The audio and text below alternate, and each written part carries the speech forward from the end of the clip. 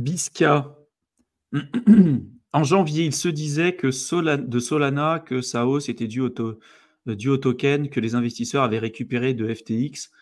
Qu'en pensez-vous aujourd'hui? Solana, en fait, il y aurait tellement de choses à dire. Je pense qu'en fait, il faudrait même qu'on fasse un live complet que sur Solana. Mais est passé quand même de 4 euros ou 4 dollars après la chute de FTX à là, plus de 150, 170 dollars. Donc il y a eu une remontée énorme et puis un regain sur cette plateforme monstrueuse. Après, la demande aussi, elle a été énormément poussée d'arriver par les mêmes coins.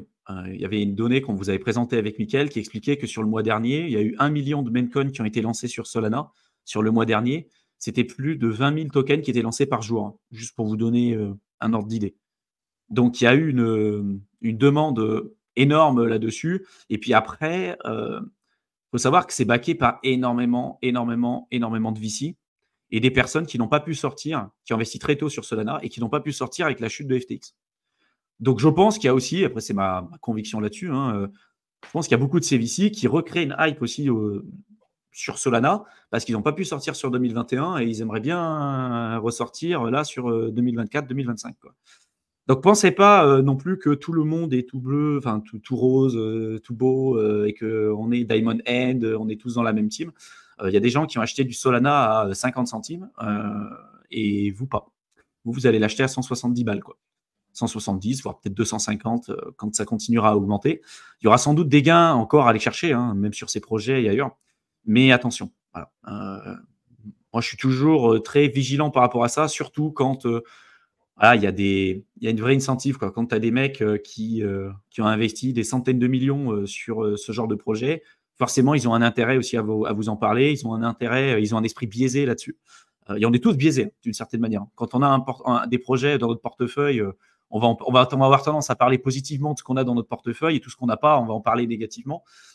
Mais c'est pour ça que c'est super important de penser à vous former, d'avoir cet esprit de discernement pour arriver à vous dire, OK, c'est quoi ce qui est objectivement vrai et ce qui fait plus partie du ressort du biais cognitif ou de l'intérêt de la personne à me faire croire ce qu'elle veut, quoi. C'est ça le plus important. Et tout le travail qu'on fait depuis le départ avec Mickaël, ça a vraiment pour objectif de vous pousser dans ce sens-là, de croire personne, même pas nous, uniquement vous-même et votre propre discernement. Mais voilà, pour moi, un peu ma conviction sur Solana, c'est qu'il y aura encore des performances à aller chercher. Ça fait partie des top performers sur les Layer 1. Je ne vois pas pourquoi ça s'arrêterait. Parce qu'on se rend compte que même si c'est une blockchain qui s'arrête toutes les 4 matins, les gens ne sont pas sur Solana pour avoir une blockchain qui est décentralisée, résistant à la censure.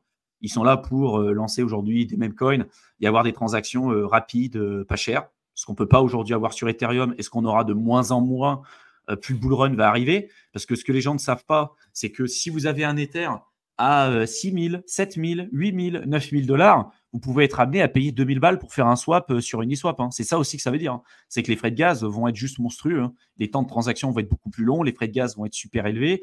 La mise à jour d'Ankun qu'on a eue sur Ethereum pour permettre une meilleure scalabilité et des frais plus faibles sur les layers 2, ça a été fait en anticipation vis-à-vis de ça. Hein. Mais on n'est pas encore dans le sharding. À mon avis, on va devoir encore attendre 6 ans avant d'avoir du sharding sur les layer 1, notamment sur Ethereum. Et plus on avance, plus on se rend compte avec le discours de Vitalik qu'il n'est plus du tout dans la conviction de se dire on va faire le scaling sur les layer 1. Il est plus en train de se dire la layer 1, c'est la couche de settlement, hein, de validation et d'inscription sur les blocs. Et qu'aujourd'hui, on va avoir beaucoup plus la scalabilité, un peu comme ce qu'on a sur le Bitcoin avec le Lightning Network. Hein. C'est de l'avoir sur des layers 2, voire des layers 3, une scalabilité presque infinie, mais sous forme de couche, en fait, sur les blockchains. Et que les blockchains de base ne seront pas faites, de toute façon, pour avoir une scalabilité infinie. Voilà. C'est toujours le trilemme des blockchains. Hein. Décentralisation, résistance à la censure et puis scalabilité. Quoi. Et sécurité, ouais, c'est ça. C'est plutôt sécurité, décentralisation et scalabilité. Donc, je ne sais pas si tu voulais rebondir là-dessus, toi, peut-être, Théo. C'est surtout, au final, quand on dit les investisseurs, est-ce que c'est plutôt positif que les investisseurs récupèrent des tokens qui avaient été loqués, bloqués, volés dans le cas d'un exchange? Il faut regarder aussi comment dans l'analyse fondamentale, le vesting, ça peut jouer pas mal. Mais pensez aussi à MTGOX. Qu'est-ce qui va se passer quand des mecs qui avaient acheté des bitcoins pour quelques euros, ouais, tu vois, donc est-ce que ça va dump? Mais faut se mettre aussi dans les positions comme des VC, comme des mecs qui ont été loqués pendant 10 ans de leur actif, qui sont sur un x60, x100, x120. Quand ils vont récupérer leur truc, qu'est-ce qu'ils vont faire, quoi? Alors, peut-être qu'ils vont le garder, essayer de pêcher le prix un peu plus haut. Mais si c'est des investisseurs retail, moi, si je récupère un truc qui a fait un x100, je vais quand même penser peut-être à prendre des bénéfices au mois de partie, tu vois. Donc, il y a ce côté-là aussi, tu vois, dans tout ce qui pourra se passer, même après avec Celsius, avec FTX, avec MTGOX. Donc, voilà, des mecs qui vont récupérer des actifs. Alors, soit ils auront des gros multiples, soit ils seront peut-être even. Donc, ils auront dit, OK, bon, je récupère mon truc, ça vaut plus ou moins ce que ça valait quand je l'ai eu il y a 2-3 ans. Du coup, je le vends, je sors de là et que je ne plus jamais entendre parler de crypto. Donc, il y a ce facteur-là aussi. Mm.